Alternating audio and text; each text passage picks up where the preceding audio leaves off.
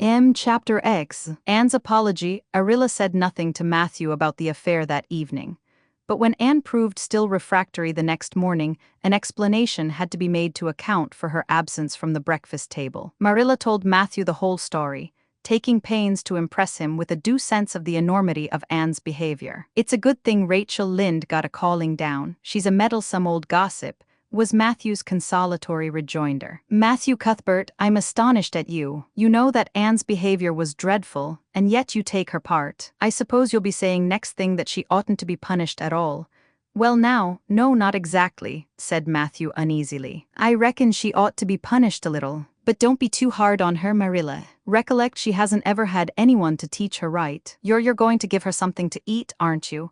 When did you ever hear of me starving people into good behavior?" demanded Marilla indignantly. "She'll have her meals regular, and I'll carry them up to her myself. But she'll stay up there until she's willing to apologize to Mrs. Lynde, and that's final, Matthew." Breakfast, dinner, and supper were very silent meals, for Anne still remained obdurate. After each meal, Marilla carried a well-filled tray to the east gable, and brought it down later on not noticeably depleted. Matthew eyed its last descent with a troubled eye. Had Anne eaten anything at all? When Marilla went out that evening to bring the cows from the back pasture, Matthew, who had been hanging about the barns and watching, slipped into the house with the air of a burglar and crept upstairs. As a general thing, Matthew gravitated between the kitchen and the little bedroom off the hall where he slept. Once in a while he ventured uncomfortably into the parlor or sitting room when the minister came to tea. But he had never been upstairs in his own house since the spring he helped Marilla paper the spare bedroom, and that was 4 years ago. He tiptoed along the hall and stood for several minutes outside the door of the east gable, before he summoned courage to tap on it with his fingers, and then opened the door to peep in. Anne was sitting on the yellow chair by the window gazing mournfully out into the garden. Very small and unhappy she looked, and Matthew's heart smote him. He softly closed the door and tiptoed over to her. "And," he whispered, as if afraid of being overheard, "how are you making it, Anne?" Anne smiled wanly. "Pretty well. I imagine a good deal, and that helps to pass the time. Of course, it's rather lonesome, but then I may as well get used to that." Anne smiled again, bravely facing the long years of solitary imprisonment before her. Matthew recollected that he must say what he had come to say without loss of time, lest Marilla return prematurely. "Well now, Anne, don't you think you'd better do it and have it over with?" he whispered. "It'll have to be done sooner or later, you know, for Marilla's a dreadful determined woman. Dreadful determined, Anne. Do it right off, I say, and have it over." "Do you mean apologize to Mrs. Lynde?" "Yes, apologize, that's the very word," said Matthew eagerly. "Just smooth it over, so to speak. That's what I was trying to get at."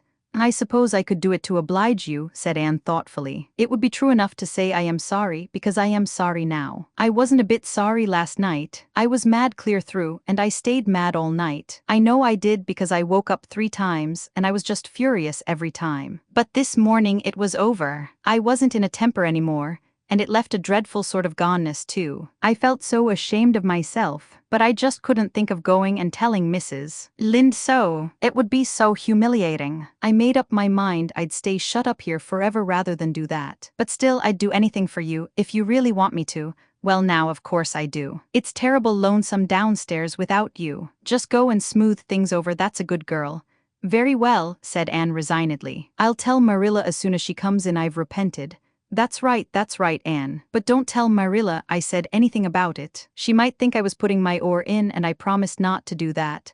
"Wild horses won't drag the secret from me," promised Anne solemnly. How would wild horses drag a secret from a person anyhow? But Matthew was gone, scared at his own success. He fled hastily to the remotest corner of the horse pasture, lest Marilla should suspect what he had been up to. Marilla herself, upon her return to the house, was agreeably surprised to hear a plaintive voice calling Marilla over the banisters. "Well," she said, going into the hall, "I'm sorry I lost my temper and said rude things, and I'm willing to go and tell Mrs. Lynde so." "Very well." Marilla's crispness gave no sign of her relief. She had been wondering what under the canopy she should do if Anne did not give in. "I'll take you down after milking."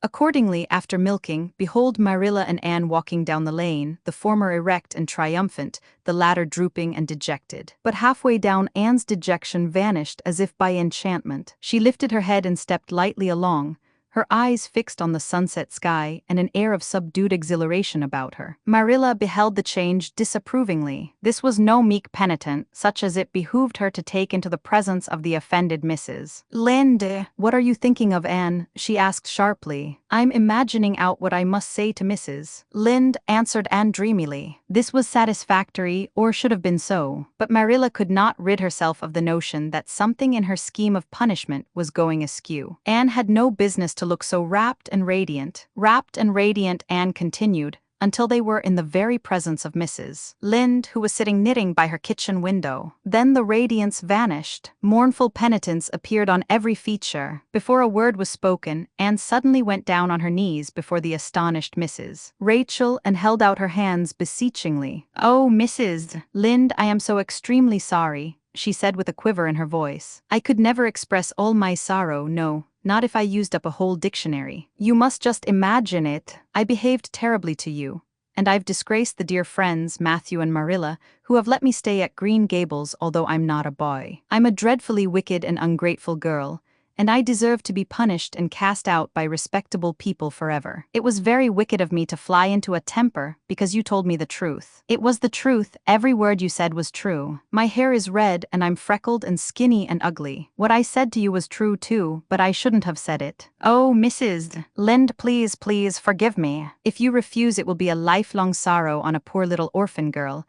Would you? Even if she had a dreadful temper. Oh, I am sure you wouldn't. Please say you forgive me, Mrs. Lynde." Anne clasped her hands together, bowed her head, and waited for the word of judgment. There was no mistaking her sincerity. It breathed in every tone of her voice. Both Marilla and Mrs. Lynde recognized its unmistakable ring, but the former understood in dismay that Anne was actually enjoying her valley of humiliation, was reveling in the thoroughness of her abasement. Where was the wholesome punishment upon which she, Marilla, had plumed herself? Anne had turned it into a species of positive pleasure. Good Mrs. Lynde, not being overburdened with perception, did not see this. She only perceived that Anne had made a very thorough apology, and all resentment vanished from her kindly, if somewhat officious, heart. There, get up, child," she said heartily. "Of course I forgive you. I guess I was a little too hard on you anyway. But I'm such an outspoken person. You just mustn't mind me, that's what. It can't be denied your hair is terrible red. But I knew a girl once, went to school with her in fact, whose hair was every mite as red as yours when she was young, but when she grew up it darkened to a real handsome auburn. I wouldn't be a mite surprised if yours did too, not a mite. Oh, Mrs. Lynde," Anne drew a long breath as she rose to her feet. "You have given me a hope. I shall always feel that you are a benefactor. Oh, I could endure anything if I only thought my hair would be a handsome auburn when I grew up. It would be so much easier to be good if one's hair was a handsome auburn, don't you think? And now may I go out into your garden and sit on that bench under the apple trees while you and Marilla are talking? There is so much more scope for imagination out there." "Laws, yes, run along, child, and you can pick a bouquet of them white June lilies over in the corner if you like." As the door closed behind Anne, Mrs. Lynde got briskly up to light a lamp. "She's a real odd little thing. Take this chair, Marilla. It's easier than the one you've got. I just keep that for the hired boy to sit on. Yes, she certainly is an odd child, but there is something kind of taking about her after all. I don't feel so surprised at you and Matthew keeping her as I did, nor so sorry for you either. She may turn out all right. Of course, she has a queer way of expressing herself. A little too kind of forcible, you know, but she'll likely get over that now that she's come to live among civilized folks. And then her temper's pretty quick, I guess.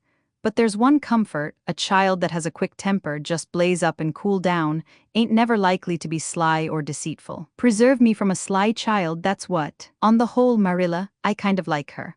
When Marilla went home, Anne came out of the fragrant twilight of the orchard with a sheaf of white narcissi in her hands. "I apologized pretty well, didn't I?" she said proudly as they went down the lane. "I thought since I had to do it I might as well do it thoroughly." "You did it thoroughly, all right enough," was Marilla's comment. Marilla was dismayed at finding herself inclined to laugh over the recollection. She had also an uneasy feeling that she ought to scold Anne for apologizing so well. But then, that was ridiculous. She compromised with her conscience by saying severely, "I hope you won't have occasion to make many more such apologies. I hope you'll try to control your temper now, Anne." "That wouldn't be so hard if people wouldn't twit me about my looks," said Anne with a sigh. "I don't get cross about other things, but I'm so tired of being twitted about my hair and it just makes me boil right over. Do you suppose my hair will really be a handsome auburn when I grow up? You shouldn't think so much about your looks, Anne. I'm afraid you are a very vain little girl. How can I be vain when I know I'm homely? Protested Anne. I love pretty things, and I hate to look in the glass and see something that isn't pretty. It makes me feel so sorrowful, just as I feel when I look at any ugly thing. I pity it because it isn't beautiful. Handsome is as handsome does, quoted Marilla. I've had that said to me before, but I have my doubts about it, remarked skeptical Anne, sniffing at her narcissi. Oh, aren't these flowers sweet? It was lovely of Mrs. Lynde to give them to me. I have no hard feelings against Mrs. Lynde now. It gives you a lovely, comfortable feeling to apologize and be forgiven, doesn't it? Aren't the stars bright tonight? If you could live in a star, which one would you pick? I'd like that lovely clear big one away over there above that dark hill.